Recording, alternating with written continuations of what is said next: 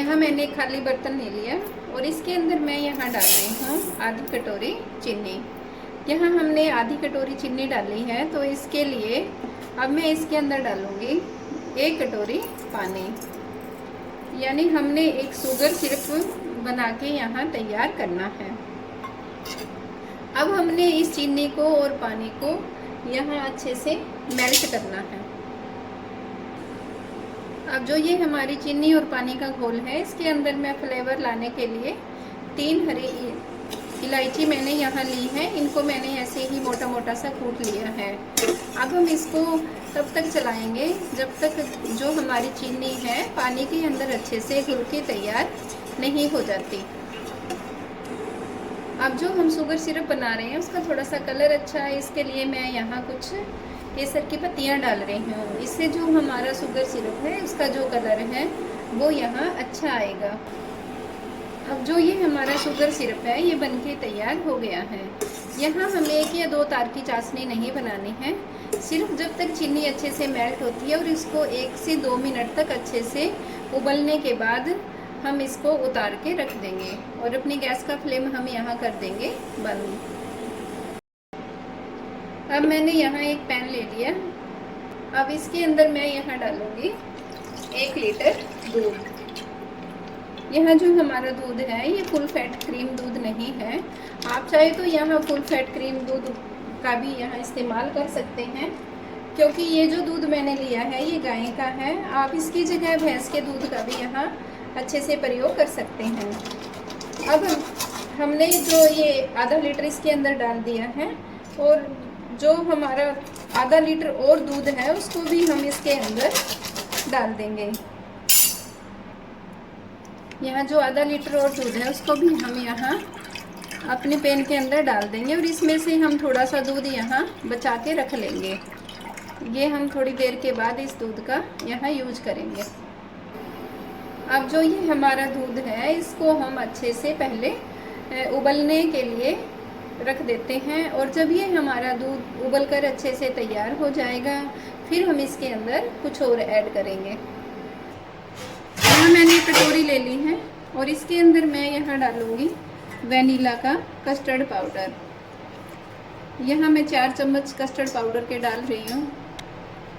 यहाँ मैंने 4 चम्मच कस्टर्ड पाउडर ले लिया है और जो दूध हमने यहाँ बचा के रखा था उसको हमने थोड़ा थोड़ा दूध इस कस्टर्ड पाउडर के अंदर डालकर इसका हमने एक पेस्ट तैयार करना है। और हमें यह भी ध्यान रखना है कि जो हमारा कस्टर्ड पाउडर है उसके अंदर कोई भी लम्स न पड़े। इसको इस तरह से हमने चलाते हुए दूध के अंदर अच्छे से मिलाना है। और आप देखिए जो ये हमारा कस्टर्ड पाउडर है इसको हमने यहाँ अच्छे से मिला के तैयार कर लिया है और उधर जो हमारा दूध है वो भी बॉईल होने लगा है। यहाँ आप देखिए जो ये हमारा दूध है ये अच्छे से बॉईल हो चुका है। अब हमने जो कस्टर्ड पाउडर घोलकर तैयार किया है उसको हम इस तरह से थोड़ा थोड़ा करते हुए गैस की फ्लेम को मीडियम करके इसको हमने कंटिन्यू चलाते हुए दूध के अंदर अच्छे से मिला के तैयार करना है।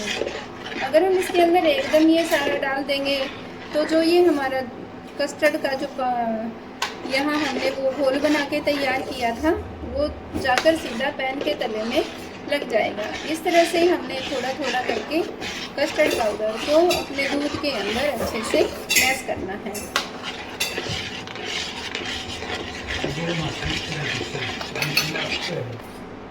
यहाँ हमने अपने दूध को जब तक चलाना है जब तक कि ये अच्छा सा गाढ़ा नहीं हो जाता। साथ में मैं यहाँ डाल रही हूँ चीनी आप अपने टेस्ट के अनुसार यहाँ कम या ज़्यादा कर सकते हैं। अब जो ये हमारा दूध है इसको हमने इस स्टेज तक अच्छे से गाढ़ा करके तैयार करना है और इसको करने में 7 से 8 मिनट का ही यहाँ समय लगा है।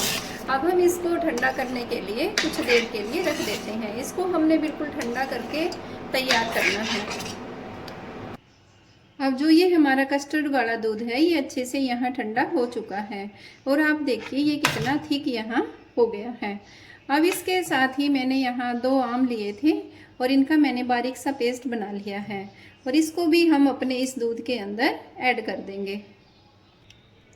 यहाँ मैंने विस्कर ले लिया और विस्कर की मदद से हमने इसको अच्छे से फेंट कर तैयार करना है। इस तरह से हमें पता भी नहीं लगेगा कि इसमें ये हमने आम का जो पेस्ट है वो अपने दूध के अंदर डाला है। इसको हमने कंटिन्यू इस तरह से लगातार फेंटना है। अगर हम इसको इस तरह से फेंटेंगे तो जो ये हमारा दूध है ये थोड़ा सा हल्का भी हो जाएगा। अब आप देखिए कि हमने इसको अच्छे से यहाँ विस्कर की मदद से मैश कर लिया है। 3 से 4 मिनट तक हमने इसको अपना जो विस्कर है उसके साथ अच्छे से यहाँ मिक्स करना है। यहाँ मैंने सूजी वाले रस ले लिए और इसको हमने इस तरह से चाशनी के अंदर डिप कर लिया है। और जो यहाँ मैंने एक बाउल लिया है उसके अंदर हम इनको इस तरह से रखते जाएंगे। यहाँ हमने ज़्यादा देर तक जो हमारे रस हैं उनको डिप नहीं करना है, सिर्फ थोड़ा सा एक बार ही हमने इसके इस तरह से करना और फिर इसको हमने इस तरह से बाहर निकाल लेना है ताकि जो ये हमारे रस हैं ये अच्छे से मीठे हो जाएं। अब जो ये हमारे रस हैं इनके ऊपर ही जो हमने ये कस्टर्ड मैंगो का जो घोल तैयार किया है इसके ऊपर हम इस तरह से इनकी अच्छे से कोटिंग कर देंगे। इस तरह से हमने यहाँ एक लेयर तैयार कर ली है। अब इसके ऊपर मैं यहाँ डाल रही हूँ, यहाँ मैंने कुछ बादाम को इस तरह से पतला पतला सा काट कर तैयार कर लिया था और कुछ यहाँ मैंने पिस्ते के छोटे छोटे से यहाँ टुकड़े कर लिए थे और कुछ यहाँ मैंने काजू को भी इसी तरह से छोटे छोटे टुकड़ों में काट लिया था। अब यहाँ मैंने थोड़ी सी किशमिश ली है और किशमिश को भी हम इस तरह से इसकी अच्छे तरीके से हम यहाँ कोटिंग कर देते हैं। अब आप देखिए यहाँ मैंने कुछ ड्राई फ्रूट डाले हैं। अब साथ में मैंने यहाँ एक आम लिया था और उसको भी मैंने छोटे छोटे पीसीज में यहाँ कट कर लिया है और उसके भी जो हमारे आम के टुकड़े हैं उसको भी हम एक एक टुकड़े को इस तरह से अपने जो ये दूध की कोटिंग हमने की है इसके ऊपर से इस तरह से लगा देंगे। अब हम इसके ऊपर एक और कोटिंग हमारे रस की करेंगे।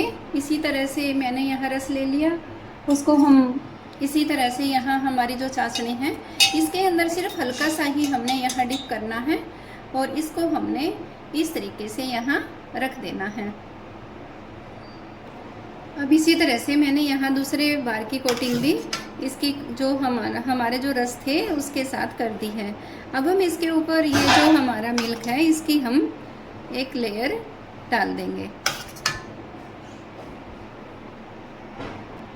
अब ये दूसरे बार की कोटिंग भी हमने कर दी है। इसी तरह से हम यहाँ डालेंगे बादाम और साथ में हम यहाँ डालेंगे काजू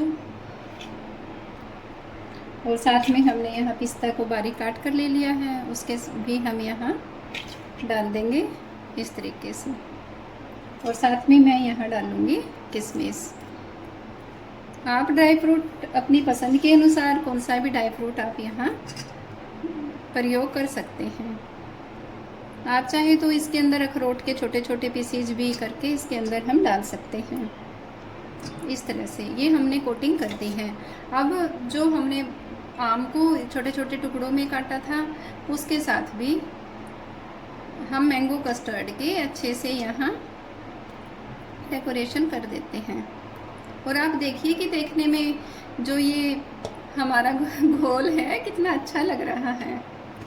आज मेरे बेटे की डिमांड थी इसलिए मैंने उसके लिए ये मैंगो कस्टर्ड यहाँ बना के तैयार किया है। आप भी इसे ज़रूर बना के देखें।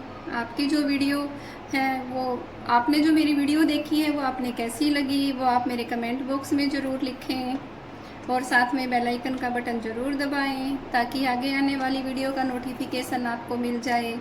अगर आप मेरे चैनल पर नए हैं तो चैनल को सब्सक्राइब करना न भूलें। अब इस तरह से मैंने जो ये अपनी मैंगो के छोटे छोटे पीसेस थे उनको काट के तैयार कर रखा था उसको मैंने इसी के ऊपर ही अच्छे से यहाँ रख दिया है।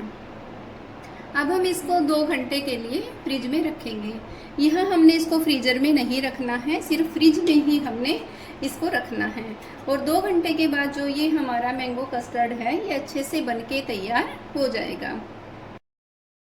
अब मैंने अपने इस जो ये हमारा मैंगो कस्टर्ड बनाया है इसको 2 घंटे के लिए फ्रिज में रख दिया था और अब ये फ्रिज में से बिल्कुल तैयार है। और हाँ, अब हम इसको सर्व कर सकते हैं। तो आपने मेरी रेसिपी कैसी लगी, प्लीज़ आप इसे लाइक करें, शेयर करें और सब्सक्राइब करना न भूलें। अगर आप मेरे चैनल पर नए हैं तो साथ में आप बेल आइकन का बटन भी दबाएं ताकि आगे आने वाली वीडियो का नोटिफिकेशन आपको मिल जाए। Thank you. But it's too late now. I remember you and me.